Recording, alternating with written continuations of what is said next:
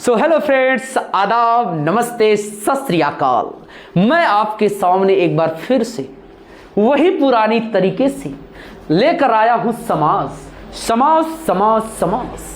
चलिए देखते हैं समास किसे कहते हैं। जब दो या दो से अधिक शब्दों का परस्पर मेल होता है तो उसे हम लोग समास कहते हैं।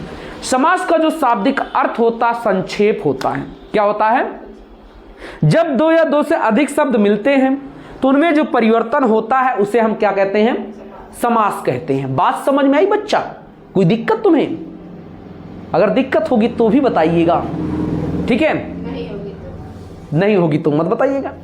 तो समास का शाब्दिक अर्थ क्या होता है? समास का शाब्दिक अर्थ संक्षेप होता है। जब दो या दो से अधिक शब्द मिलकर एक नया शब्द बनाते हैं, ठीक है, उसे हम लोग समास कहते हैं।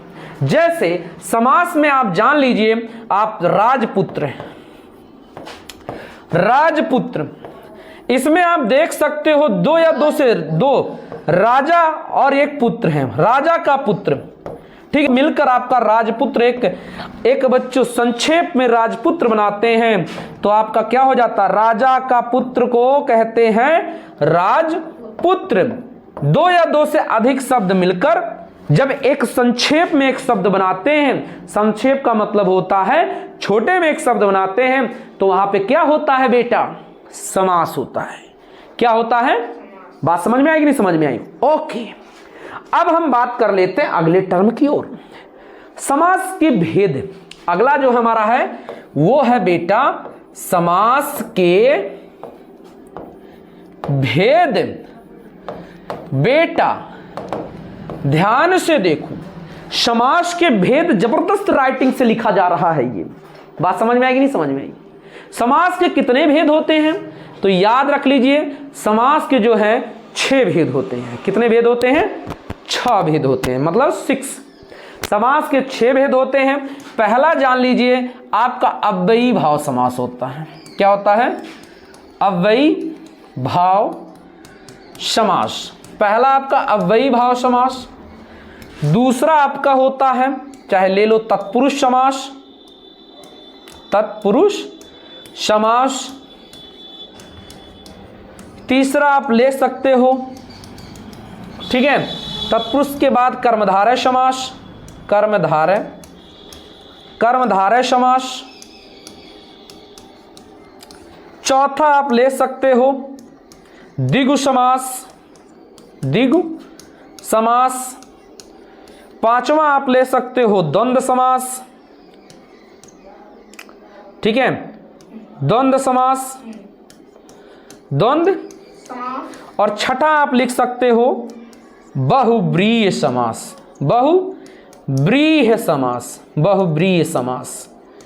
तो बेटा समास के कितने भेद होते हैं? 6 भेद होते हैं। अव्ययी भाव समास, तत्पुरुष समास, कर्मधारय समास, द्विगु समास, द्वंद्व समास और आपका बेटा बहुब्रीहि समास होता है।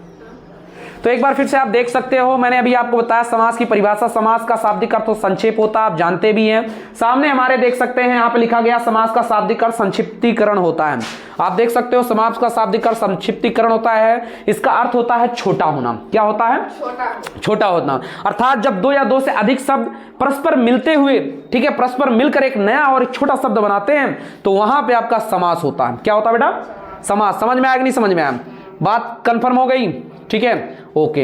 अब आप जान सकते हो समास के कितने भेद होते हैं। समास के 6 भेद होते हैं। आपको मैंने पहले ही बता दिया था, मेरी बात को पकड़िएगा, ठीक है। समास के कितने भेद होते हैं? 6 भेद होते हैं। पहला अव्ययी भाव समास, दूसरा तत्पुरुष समास, तीसरा कर्मधारय समास, चौथा द्विगु समास, पांचवा द्वंद्व समास, छठवां आपका बहुब्रीहि समास। तो समास के कितने भेद हो गए बेटा? 6 भेद हो गए। परीक्षा में अगर आ गया तो बताओ समास के कितने भेद होते हैं, तो याद रख लीजिएगा समास के आपका 6 भेद होता है। कि हमेशा याद रखिए, लहरों से डरकर नौका पार नहीं होती और कोशिश करने वालों की कभी हार नहीं होती। वीडियो में अगर आप लोग हैं तो प्लीज लाइक एंड सब्सक्राइब ठोक दीजिए महाकाल। आगे हम बात करते हैं। देखिए बच्चों, बात करते हैं समासिक पद क्या होता है। आज की जो अभी हेडिंग हमारी है समासिक पद क्या होता है। समासिक पद का मतलब होता है, इसे हम लोग समस्त पद के नाम से जानते हैं। जब समास एक साथ जो शब्द आपका एक साथ होता है तो उसे हम लोग समासिक पद के नाम से जानते हैं। और इसके बाद जैसे राजपुत्र आप देख सकते हो, राजपुत्र में हो गया, ठीक है, दही बड़ा हो गया, ऐसे शब्द जो हो गए अभी समासिक पद में हैं। लेकिन जब हम उसको तोड़ते हैं, विग्रह कर देते हैं, जब उसको फैला देते हैं, जैसे उसी राजपुत्र को हम लोग राजा का पुत्र लिख देते हैं, उसका विस्तृत रूप लिख देते हैं, तो याद रख लीजिएगा वहां पे हम लोग समास विग्रह कर देते हैं, उसे हम समास विग्रह कहते हैं। जब वो शॉर्ट फॉर्म में होता है, छोटे रूप में होता है, तो उसे हम लोग समासिक पद कहते हैं। जब उसका बड़ा रूप होता है तो हम लोग समास विग्रह के नाम से जानते हैं। क्या कहते हैं उसे? समास विग्रह। बात क्लियर हो गई? कोई दिक्कत है आपको? समस्या नहीं है ना? ओके। आगे बच्चों पूर्व पद क्या होता है? पूर्व पद का मतलब होता पहले, जैसे राजपुत्र, आप देख सकते हो राजपुत्र लिखा गया है, राजपुत्र में ये पूर्व पद हो जाएगा, और बाद में ये आता है उसको उत्तर पद कहते हैं। जो पहले आता है उसे पूर्व पद कहा जाता है, जो बाद में आता है उसे उत्तर पद कहते हैं। इस बात को हमेशा याद रखिएगा। ओके, आगे की तरफ चलते हैं। तो समझ में आया इतना? मैंने आपको बताया था समास के भेद। समास के कितने भेद होते हैं? 6 भेद होते हैं, आप देख सकते हो। अव्ययी भाव समास, ठीक है, तत्पुरुष समास, कर्मधारय, द्विगु समास, द्वंद्व समास, बहुब्रीहि समास। अब हम बात करते हैं आगे, ठीक है। जैसे देखिए अव्ययी भाव समास में पूर्व पद प्रधान होता है, उत्तर तत्पुरुष समास में उत्तर पद प्रधान होता है, कर्मधारय में भी उत्तर पद प्रधान होता है, द्विगु में भी उत्तर पद प्रधान होता है, द्वंद्व में दोनों की प्रधानता होती है, और याद रख लीजिएगा बहुब्रीहि में जो होता है किसी तीसरे की प्रधानता होती है। इस बात को हमेशा याद रख लीजिएगा, मेरी बात को समझिएगा। जैसे मैंने बताया अव्ययी भाव समास वह समास होता है जिसमें पूर्व पद प्रधान होता है, और जिसमें उत्तर पद किसमें प्रधान होता है? तत्पुरुष समास में, कर्मधारय में, द्विगु समास में उसमें उत्तर पद प्रधान होता है। इसके बाद बच्चों द्वंद्व समास में दोनों की प्रधानता होती है, जैसे राम सीता या सीता राम, इसमें आप देख सकते हो दोनों की प्रधानता है, ठीक है। तो ऐसे समास को हम लोग क्या कहते हैं? द्वंद्व समास कहते हैं। इसके बाद हाँ, राम लक्ष्मण, उनमें आप देख सकते हैं राम रावण, उसमें भी आप देख सकते हो। माता पिता में भी द्वंद्व समास है, चाचा चाची में द्वंद्व समास है, दादा दादी में द्वंद्व समास है, पापा पापी में द्वंद्व समास नहीं है। पापा मम्मी होता, पापा पापी नहीं होता। जब आपने कह दिया पापा पापी वो गलत हो जाएगा, पाप और पूर्ण होता है। बात समझ में आया कि नहीं समझ में आया? तो जिसमें बच्चों द्वंद्व समास में दोनों की प्रधानता होती है। बहुब्रीहि समास क्या होता? बहुब्रीहि समास बेटा, इस समास में ना तो पहला पद प्रधान होता है ना ही उत्तर पद प्रधान होता है, इसमें किसी अन्य पद की प्रधानता होती है, उसे हम लोग बहुब्रीहि समास कहते हैं। क्या कहते हैं? बहुब्रीहि समास कहते हैं। बात समझ में आएगी नहीं समझ में आई? ओके। अब वही भाव समास देखो आ भी गया। देखिए अव्ययी भाव समास किसे कहते हैं? इस समास का पहला पद देखो लिखा भी गया, इस समास का प्रथम पद अव्यय होता, अव्यय का मतलब प्रधान होता है। कहने का देखो आगे लिखा गया, इसका मतलब उसका अर्थ जो होता प्रधान होता है। जिस समास में पहला पद प्रधान होता है उसे हम लोग अव्ययी भाव समास कहते हैं। बात समझ में आ गई? जैसे यथा संभव, यथा संभव, यथा संभव, यथा शक्ति, यथा शक्ति, यथा संभव, यथा शक्ति, ठीक है, यथानुसार, यथानुसार, ये सब जो समास जिसमें यथा आ जाए बेटा, यथा यथा यथा, वो जान लेना वो कौन सा समास आपका? अव्ययी भाव समास है। बात समझ में आएगी नहीं समझ में आ गई? कोई दिक्कत तुम्हें बेटा? आगे देखो अव्ययी भाव समास में जैसे देखो नीचे भी दिया भी गया है, आप देख सकते हो यहां पे अव्ययी भाव समास के उदाहरण मैंने आपको बता भी दिया, जिसमें बेटा यथा, यथा शक्ति, यथाक्रम, यथा नियम, ठीक है। अगर यथा वर्ड पहले आ गया तो जान लीजिए वो अव्ययी भाव समास 99% है, ठीक है। इसी प्रकार प्रतिदिन, प्रतिदिन प्रति आ जाए पहले, प्रतिदिन, प्रतिवर्ष, ठीक है। अगर प्रतिमाह, अगर बेटा प्रति वर्ड पहले आ जाए, प्रति वर्ड पहले आ जाए तो भी या कौन सा समास है आपका? अव्ययी भाव समास है। इस बात को सीधे सीधे लॉक कर देंगे हम लोग। तो जिस समास में पहला पद प्रधान होता है, और याद रखना उस समास को हम लोग अव्ययी भाव समास कहते हैं। जैसे आपका आजन्म भी आ गया, बड़ा आ जाए ज्यादातर, ठीक है। अब देखो यथा शब्द में कौन सा समास है? अव्ययी भाव समास है। घर घर में कौन सा समास है? घर घर का मतलब प्रत्येक घर में, ठीक है। धड़ाधड़ में कौन सा समास है? कहते हैं धड़ाधड़ गोली चलने लगी, तो धड़ाधड़ में जो है अव्ययी भाव समास है। रातों रात में कौन सा समास है? अव्ययी भाव समास है। यथा काम में कौन सा समास है? अव्ययी भाव में। तो जितना इसमें आपका स्टेटमेंट बेटा गिवन है वो सब में आपका क्या है? अव्ययी भाव समास है। तो समास में समझ में आया कि नहीं समझ में आया?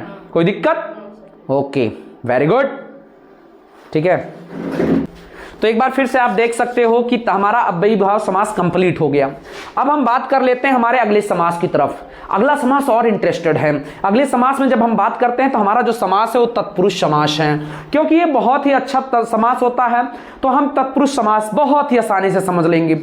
तत्पुरुष समास किसे कहते हैं? जिस समास में उत्तर पद प्रधान होता है, इतना केवल याद रखो। प्रधान का मतलब उसका महत्व होता है। जिस समास में उत्तर पद प्रधान होता है, और याद रखिएगा इसमें कारक चिन्हों का प्रयोग किया जाता है, समास कहते हैं। उसे क्या कहते हैं? तत्पुरुष समास कहते हैं। जिस समास में उत्तर पद मतलब दूसरा पद मतलब उत्तर पद मतलब बाद वाला पद प्रधान होता है उसे हम लोग तत्पुरुष समास कहते हैं। याद रखिएगा इसमें कारक चिन्हों का प्रयोग होता है। किसका होता है? कारक चिन्ह समझते हो? नहीं जानते? तो कारक चिन्ह ऐसे होता है। कर्ता ने कर्म को कर्ण से के द्वारा संप्रदान के को लिए अपादान से अलग होना, संबंध का की के रारी रे अधिकरण में पेपर संबोधन हे भो अरे, ये कारक चिन्ह होता है। अगर बीच में का की के रा री रे मामी में ये सब आ जाए तो आंख बंद करके तत्पुरुष समास लगा देना। जैसे आप जान लीजिए देशभक्ति। अब देखिए देशभक्त का ये कौन सा पद है बेटा? ये समासिक पद है। कौन सा है? अब इसका विग्रह करेंगे तो इसका विग्रह होगा देश के लिए भक्ति। देश के लिए भक्ति। अब देखो तो के आ गया, देश के लिए भक्ति। अगर बेटा कारक चिन्ह बीच में आ जाए का की के तो समझ लेना वहां पे आपका 99% केस में कौन सा समास हो जाएगा? आपका बच्चों तत्पुरुष समास हो जाएगा। बात समझिएगा, मेरी बात को पकड़िएगा। ओके, आगे जैसे है आपका बेटा राजपुत्र। अब आप देख सकते हो लिखा गया है राजपुत्र। राजपुत्र ये कौन सा पद है? हाँ, समासिक पद है। राजपुत्र को जब समास विग्रह करते हैं तो राजा का पुत्र आ गया कि नहीं? काका की आ गया। काका की आ गया कि नहीं? आ गया। तो काका की मतलब काका मत समझ लेना, काका की के ऐसे आए तो राजा का पुत्र राजपुत्र कहलाता है। तो राजपुत्र में बेटा जो समास होता है हम भाग जाएंगे किसकी तरफ? तत्पुरुष समास। मेरी बात को समझिएगा। यहां पे एक क्वेश्चन और बनता है, दही बड़ा कौन सा समास है? दही बड़ा में कौन सा समास है? तो बेटा जान लीजिए दही में बड़ा होता है तो दही में बड़ा, तो दही में बड़ा होता है। आपने दही बड़ा खाया ही होगा, उसमें बड़ा डूबा होता है। तो दही में बड़ा डूबा होता है तो उसमें बहुत टेस्टी भी होता है। उसमें आपका जो होता है आपका दही बड़ा में कौन सा समास हो जाता है?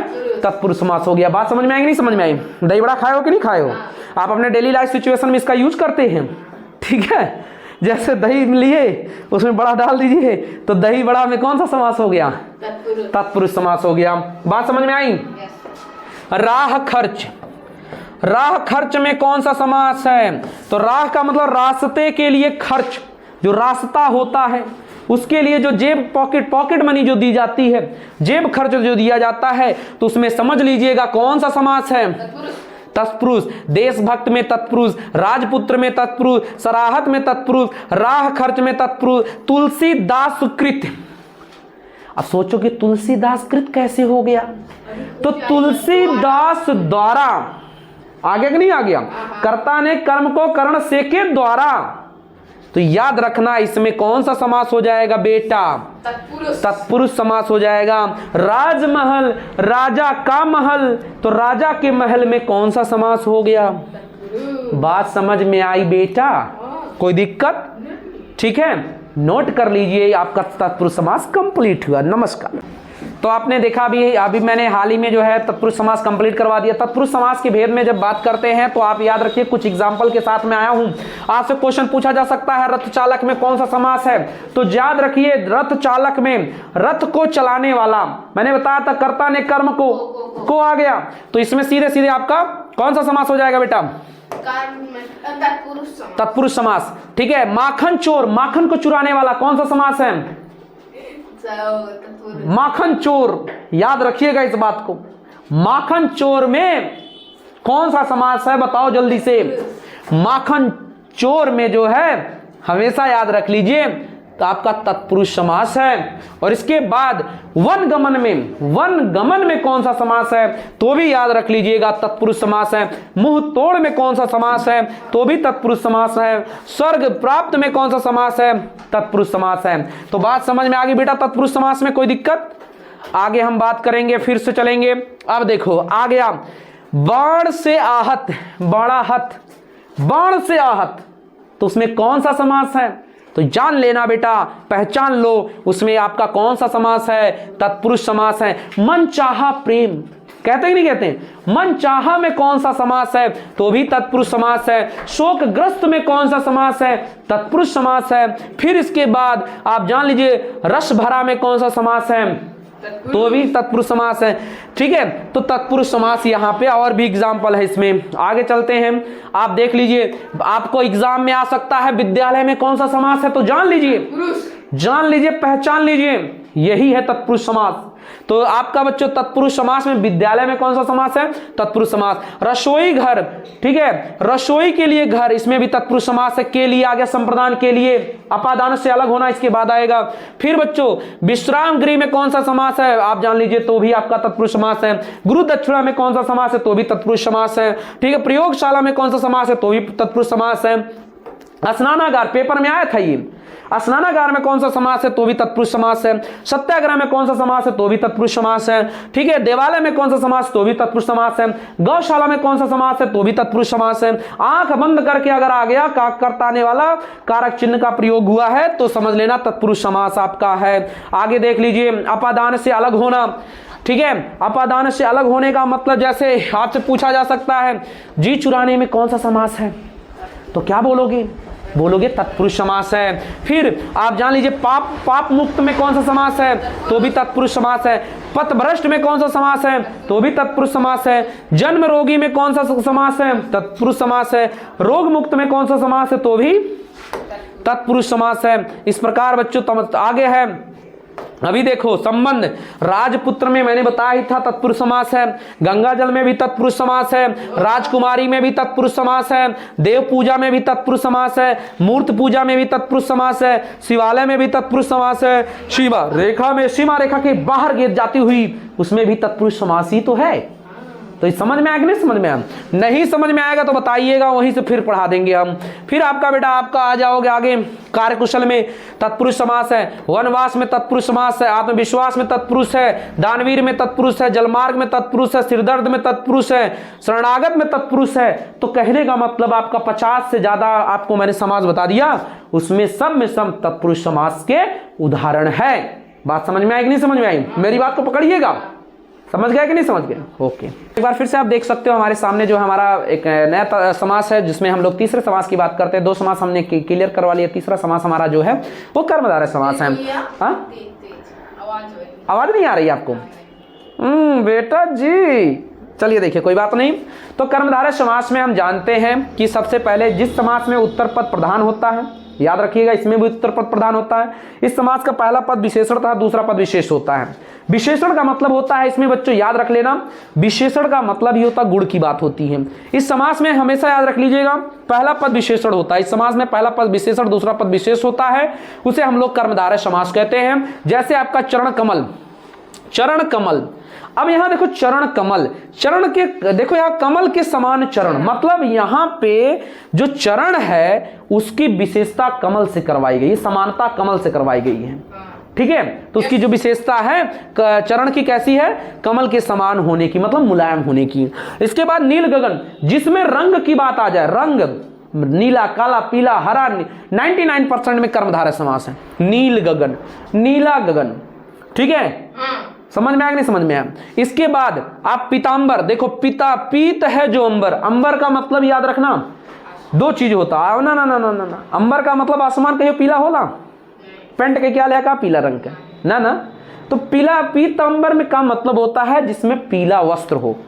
तो पीतांबर में आप याद रखिएगा एक बात सुनिए, उसमें कर्मधारय समास होता है। पीतांबर में याद रखिए, अगर यहाँ पे बच्चों बहुब्रीहि समास हो और कर्मधारय समास हो तो आंख बंद करके बहुब्रीहि समास की ओर चलते हैं, क्योंकि पीतांबर जो होता पहनने वाला जो होता है वो भगवान कृष्ण को कहा जाता है। तो पीतांबर में कौन सा समास हो जाता? अगर बहुब्रीहि होता तो बहुब्रीहि लगा देते, लेकिन हम कर्मधारय भी उसमें लिखते हैं, तो इसमें लिखेंगे पीत है जो अंबर, उसी को हम कहते हैं पीतांबर। महात्मा, महान है जो आत्मा, महात्मा महान है जो आत्मा, उसी को कहते हैं महात्मा। ये लड़का भी बहुत अच्छा है, मैं इस लड़के की बड़ी तारीफ करता हूं क्योंकि महान है जो आत्मा। धन्यवाद, आ गया है पैसा, बहुत बहुत शुक्रिया, धन्यवाद, थैंक यू। ठीक है, थैंक यू सो मच। तो महान है जो आत्मा, उसी को कहते हैं महात्मा। और इसके बाद है बच्चों लालमणि। लालमणि, ध्यान से सुनना मेरे शब्दों को, मेरी बात को पकड़िएगा। लालमणि में कौन सा समास है? आंख बंद करके बताइएगा। कर्मधारय समास है। महादेव, देवों के देव महादेव, तो महादेव में कौन सा समान है? समास है आपका महान है जो देव, उसमें आपका कर्मधारय समास है। नवयुवक में कौन सा समास है? पेपर ये बहुत इंपॉर्टेंट आता, क्वेश्चन हमेशा आता है। नवयुवक में कौन सा समास है? बच्चे गलत करके चले आते हैं। नवयुवक में बेटा हमेशा याद रख लीजिए कर्मधारय समास है। बात समझ में आया कि नहीं समझ में आया? नव है जो युवक, तो कर्मधारय समास समझ में आया कि नहीं समझ में आया? बताइए, कर्मधारय समास समझ में आया बेटा? ओके, ठीक है, इस प्रकार आप इसको नोट कर लीजिए, कर्मधारय समास आपका ओके हो जाएगा। अब देखिए, यहां पे मैं कुछ क्वेश्चन के साथ आया हूं और आपसे क्वेश्चन पूछा जा सकता है, नीलगाय में कौन सा समास है? सीधे सीधे बोलोगे आपका कर्मधारय समास है। पीतांबर में कौन सा समास है? ये भी आपका सीधे सीधे कर्मधारय समास है, याद रखिएगा आप पास है। ठीक है, नरसिंह में भी आपका कर्मधारय समास है। तो इस प्रकार बच्चों समास जो है हमारा पूरा क्लियर हो गया। ठीक है, धन्यवाद, नमस्ते। तो एक बार फिर से आप लोगों के सामने आप देख सकते हो हमारा जो अगला समास है द्विगु समास की हम बात करते हैं। मेरी बात को पकड़िएगा भाई, ठीक है। द्विगु समास के बारे में हम बात करेंगे और द्विगु समास की परिभाषा क्या होती है जल्दी से बता दीजिए। तो जान लीजिए, द्विगु समास का पहला पद जिसमें संख्यावाची होता है और बाद में जो है समूह का बोध कराता है, उसे समझ लेना बेटा द्विगु समास है।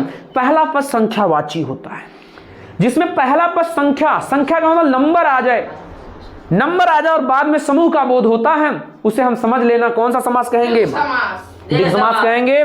जैसे नवग्रह, अब देखो, 9 ग्रहों का समूह, दो पहरों का समूह, त्रिवेणी 3 वेणियों का समूह, पंचतंत्र 5 तंत्रों का समूह, त्रिलोक 3 लोकों का समूह, शताब्दी 100 अब्दों का समूह, देखो पसेरी कहते हैं जिसे हम लोग, 5 शेरों का समूह, सतसई 700 पदों का समूह, चौगुनी 4 गुने, ठीक है, त्रिभुज 3 भुजाओं का समूह। याद रखिएगा, इनमें जो है कौन सा समास है आपका बेटा?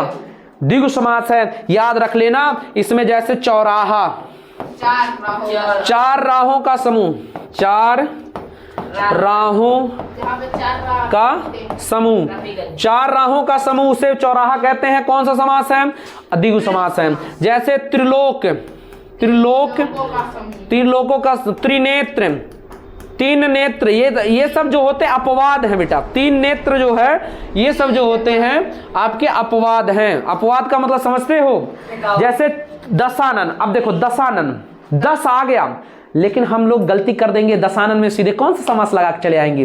द्विगु समास। लेकिन बेटा दशानन में द्विगु समास नहीं होता है। 10 आनन मीन्स होता है मुख वाला, 10 मुख वाला अर्थात रावण, दशानन रावण हूं मैं।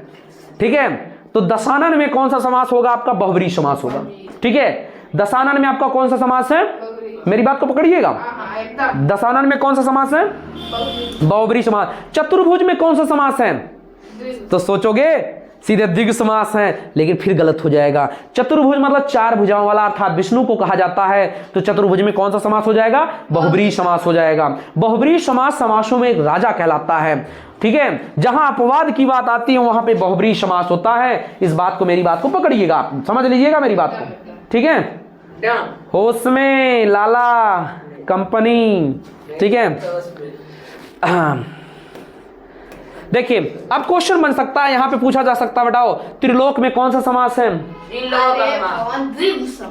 पंचवटी में कौन सा समास है? त्रिभुवन में कौन सा समास है? तो इस प्रकार बेटा आपका द्विगु समास, आगे हम बढ़ते हैं द्विगु समास की ओर। तो हमारा द्विगु समास कंप्लीट हो गया। बात समझ में आई कि नहीं समझ में आई? ओके, वीडियो अगर अच्छी लग रही हो तो नीचे प्लीज लाइक एंड सब्सक्राइब ठोक दीजिए महाकाल। आगे क्वेश्चन की तरफ चलते हैं, बंद मत करिए, आगे देखिए।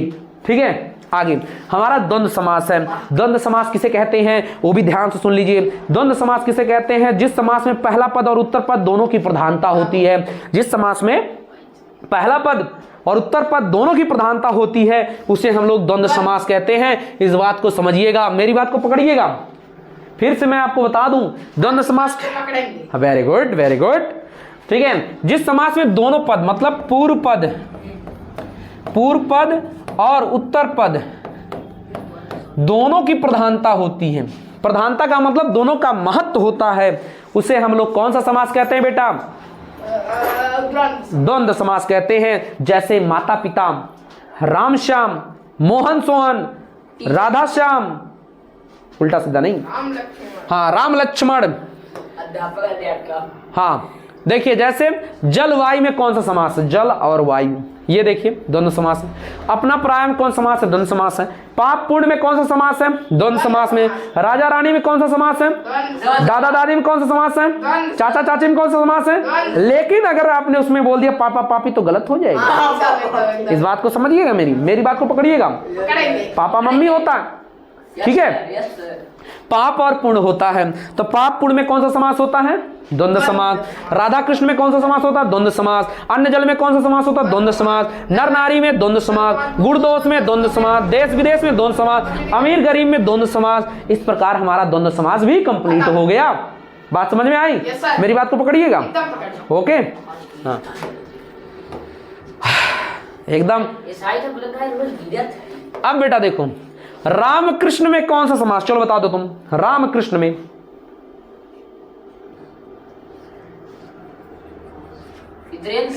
हमेशा द्वंद्व संधि, सही बोलिए। रामायण में एक लाइन है, होई है वही जो राम रचि राखा, ठीक है, हाँ वेरी गुड। तो राम जो आपके जीवन में लिखा गया है वही होगा, लेकिन हमें मेहनत तो करनी चाहिए। तो रामकृष्ण में कौन सा समास हो गया आपका? द्वंद्व समास। माँ बाप में कौन सा समास? द्वंद्व समास। अमीर गरीब में कौन सा समास? द्वंद्व समास। गाय बैल में कौन सा समास? द्वंद्व समास। ऋषि मुनि में द्वंद्व समास। बेटा बेटी में द्वंद्व समास। इस प्रकार बच्चों दाल रोटी में भी द्वंद्व समास होता है, ठीक है। सब्जी चावल में अब यहाँ हम सब्जी चावल पढ़ाओ थे, हाँ? अब मतलब कह दो कि खाना भी बना दे, यहाँ पे थरिया उरिया लगवाई यहाँ। चलिए देखिए, अगले समास के बारे में हम बात करते हैं। तो हमारा लास्ट समास और फास्ट समास, चलिए बहुत तगड़े, बहुत इंपॉर्टेंट समास है। तो बहुब्रीहि समास की ओर चलते हैं। तो याद रखिएगा बहुब्रीहि समास किसे कहते हैं? तो याद रखिए, जिस समास में कोई पद प्रधान ही नहीं होता, जिस समास में कोई पद प्रधान नहीं होता, ना तो उत्तर पद ना ही पूर्व पद प्रधान होता, उसे हम लोग बहुब्रीहि समास कहते हैं। इस समास में किसी अन्य पद की प्रधानता होती है, तीसरे पद की प्रधानता होती है, किसी अन्य के बारे में बताया जाता है। इस समास का जब विग्रह करते हैं तो वाला है, जो हो, जिसका है, जिसकी है, जिसके है, वो शब्द आता है। जैसे तीन नेत्रों वाला अर्थात कौन? भोलेनाथ शंकर जी। तो तीन नेत्रों वाला, त्रिनेत्र, तो तीन नेत्र वाला, देखो तीसरे की बात हो रही है। तीन नेत्र मतलब तीसरे वाले। दशानन, दशानन कौन? दशानन किसे कहा जाता है? अर्थात रावण। तो अर्थात ही आ गया कि नहीं आ गया? जिसका जिसकी, 10 आनन वाला, 10 मुख वाला रावण। लंबोदर, लंबा है उदर जिसका, उदर मतलब पेट, जिसका पेट होता है लंबा, उसे गणेश जी कहते हैं। तो यहां पे जो है आपका गजानन, जैसे गजानन, गज के जैसा मुख वाला, अर्थात भगवान कौन? गणेश जी। उनके ही तो मुख, तो गणेश जी का ही तो हाथी जैसा था। तो गणेश में कौन सा समास हो गया? बहुब्रीहि। त्रिनेत्र, तीन नेत्र वाला अर्थात शिव जी।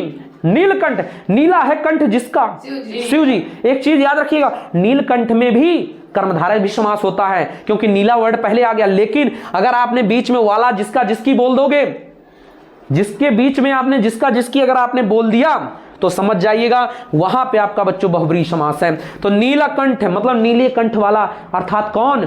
भगवान शंकर, शिव। ठीक है, लंबोदर, लंबा है उदर जिसका, उदर मतलब पेट। ठीक है, तो इसके बाद दशानन, मैंने आपको पहले ही बताया, मेरी बात को पकड़िएगा। ठीक है, आगे देखिए, दशानन, दस है आनन, आनन मतलब मुंह, 10 मुंह वाला, अर्थात कौन? रावण। चतुर्भुज में कौन सा समास है?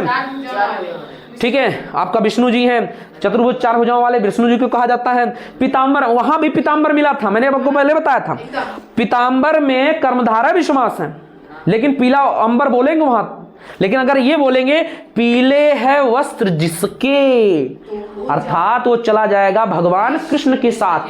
ठीक है, तो यहां पे आपका बच्चों पीतांबर में कौन सा समास हो जाएगा? बहुब्रीहि समास। चक्रधर, चक्र को धारण करने वाला, अर्थात विष्णु जी। इसके बाद बीड़ा पाड़ी, बीड़ा है जिसके हाथ में, हाँ सरस्वती जी, वेरी गुड। श्वेतांबर, श्वेत अंबर, देखो अंबर में श्वेता कपड़ा, श्वेत कपड़े वाली, ठीक है, जिसे माँ सरस्वती कहा जाता है। समझ में आया कि नहीं समझ में आया? इस प्रकार बच्चों आपका जो है ये हमारा बहुब्रीहि समास।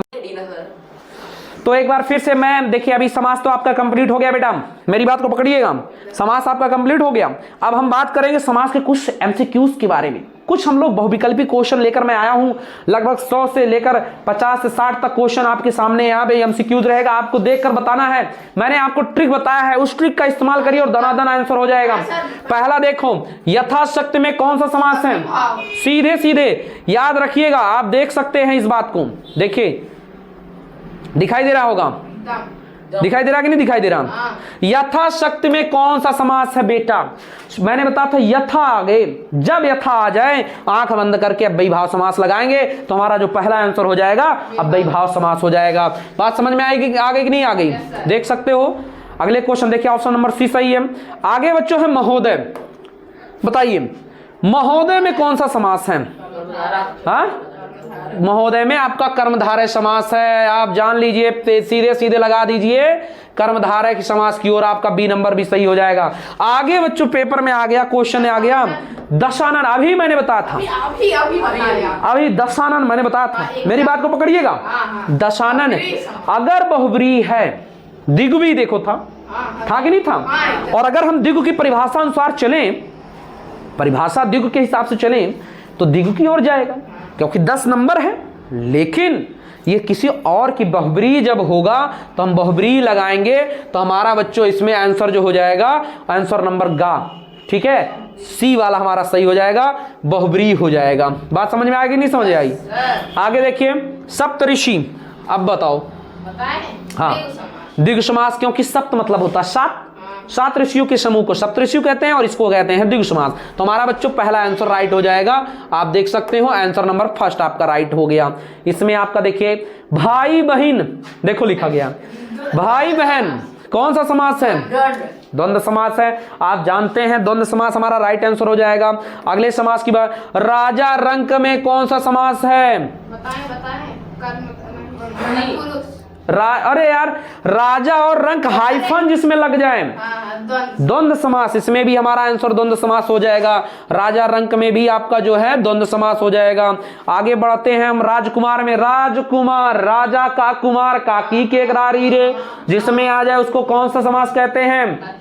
तत्पुरुष समास हमारा बेटा इसका आंसर हो जाएगा, तत्पुरुष समास। आगे हम बढ़ चलते हैं क्वेश्चन की तरफ, ये देखिए हमारा ऑप्शन नंबर ए सही था।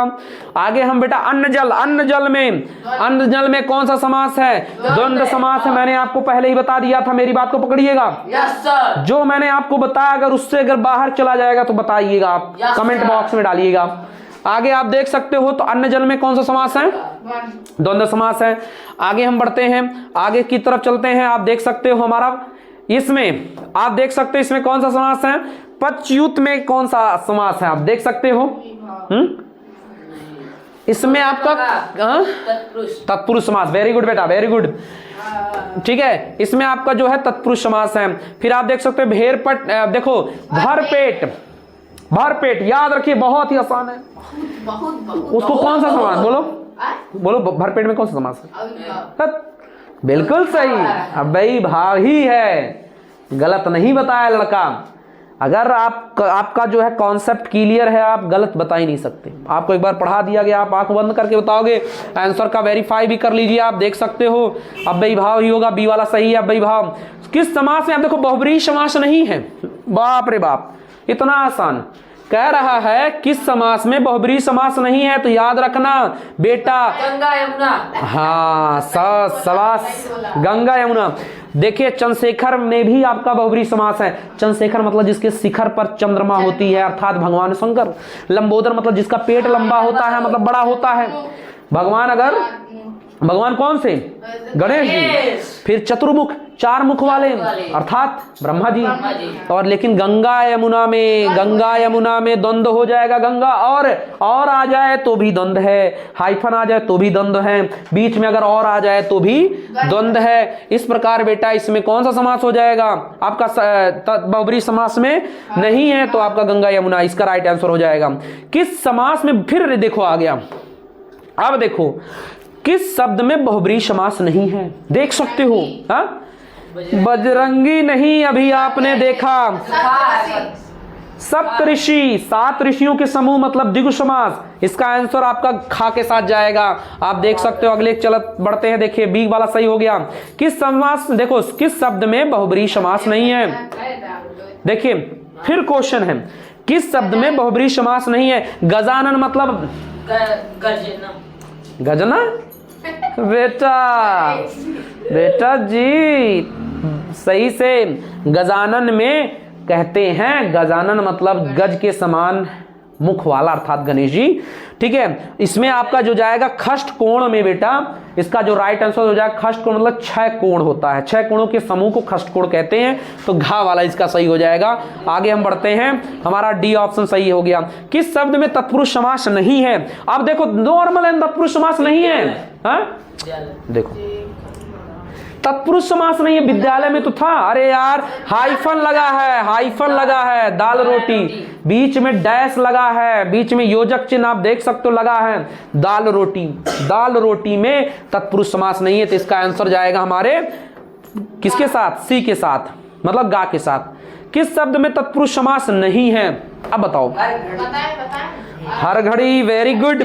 हर घड़ी में अव्ययी भाव समास है, मिलेगा, हर आ गया। ठीक है, धड़ाधड़ में अव्ययी भाव समास है। ठीक है, रातों रात में भी अव्ययी भाव समास है। मेरी बात को पकड़िएगा। ठीक है, आगे देखिए इसका आंसर हो जाएगा हर घड़ी, डी वाला सही हो गया। किस शब्द में तत्पुरुष समास नहीं है? फिर आ गया बच्चों, गंगा यमुना।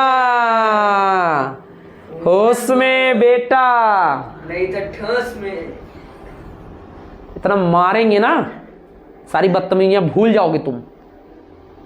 होश में लाला कंपनी, अंडरस्टैंड। देखिए आगे बात समझेंगे। गंगा यमुना में आपका कौन सा समास है? याद रखिएगा द्वंद्व समास है, तो इसमें आपका तत्पुरुष समास नहीं है। आगे हमारा जो अगला चलेगा, आगे की बात करते हैं, तो आप देख सकते हो किस शब्द में द्वंद्व समास नहीं है? बताओ द्वंद्व समास किसमें नहीं है? पथभ्रष्ट मतलब रास्ते से भ्रष्ट आदमी, जो रास्ते से हट जाता है उसी को पथभ्रष्ट कहते हैं। तत्पुरुष समास हो जाएगा, तो घा वाला सही हो जाएगा बेटा हमारा ऑप्शन नंबर घा वाला हमारा राइट आंसर है। आगे देखिए डी वाला। किस शब्द में द्वंद्व समास नहीं है? द्वंद्व समास नहीं है, आपको बताया मैंने, द्वंद्व समास नहीं है, यथासाध्य। यथा में कौन? यथा आ गया बेटा, यथा जहां आ जाए वहां ऑटोमेटिक अव्ययी भाव होश में। मेरी बात को पकड़िएगा। ठीक है, आगे हम बात करते हैं, बी वाला हमारा राइट आंसर हो जाएगा। किस शब्द में द्वंद्व समास नहीं है? देखो द्वंद्व समास नहीं है, जात कुजात, धन दौलत, घी शक्कर, इन सब में आपका बच्चों द्वंद्व समास है, लेकिन रोग से मुक्त तत्पुरुष समास, तो इसमें आपका बच्चों द्वंद्व समास नहीं है। तो इसके बाद हम आगे बढ़ते हैं अपने क्वेश्चन की तरफ। 20 क्वेश्चन हो गया हमारा। देखो कह रहा है कि किस शब्द समास में कर्मधारय समास नहीं है? कर्मधारय समास नीलांबुज में, चंद्रमुख में, पुरुषोत्तम में, लेकिन आपका बच्चों चौपाई में लाला, होश में। ठीक है, चौपाई में आपका जो है कर्मधारय समास नहीं है। तो इस प्रकार 20 क्वेश्चन आपके सॉल्व हो गए, बाकी क्वेश्चन अगले दिन। नमस्कार, धन्यवाद आपका।